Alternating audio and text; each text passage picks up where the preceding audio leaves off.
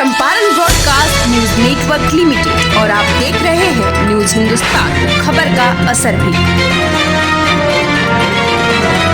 आज होगा खरना पूजन, जाने विधि, मुहूर्त और धार्मिक महत्व। छठ महापर्व का आज दूसरा दिन है, जिसे खरना के नाम से जाना जाता है।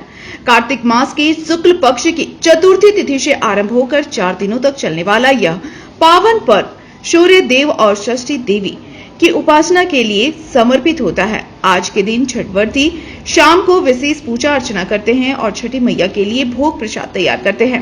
हिंदू धर्म में प्रतिदिन प्रत्यक्ष दर्शन देने वाले भगवान सूर्य और उनकी बहन मानी जाने वाली षष्ठी देवी की पूजा का अत्यंत धार्मिक महत्व है। छठ पर्व की शुरुआत कल नहाय खाए से शुरू हुई थी और आज दूसरा दिन खरना का है। खरना के साथ ही छठ का कठिन 36 घंटे का निर्जला व्रत प्रारंभ होता है।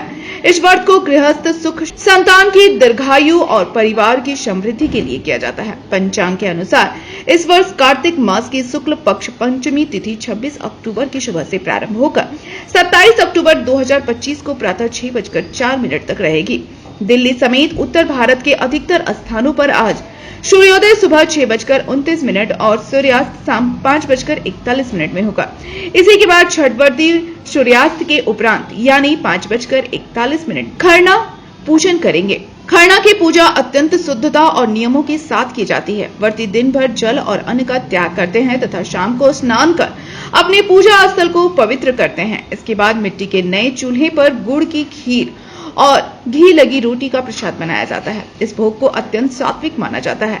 इसमें नमक या चीनी का प्रयोग नहीं किया जाता है। पूजन के बाद व्रती यह प्रसाद ग्रहण करते हैं और अगले 36 घंटे तक निर्जला व्रत आरंभ करते हैं। धार्मिक मान्यता के अनुसार कार्तिक मास की पंचमी तिथि यानी खरना के दिन ही छठी मैया का पृथ्वी पर आगमन होता है। इस दिन संध्या काल में सूर्यास्त के बाद देवी का आह्वान किया जाता है। मान्यता है कि छठी मैया संतान सुख, आरोग्य और समृद्धि का वरदान देती हैं, इसलिए इस दिन का पूजन व्रती और उनके परिवार के लिए अत्यंत शुभ माना जाता है।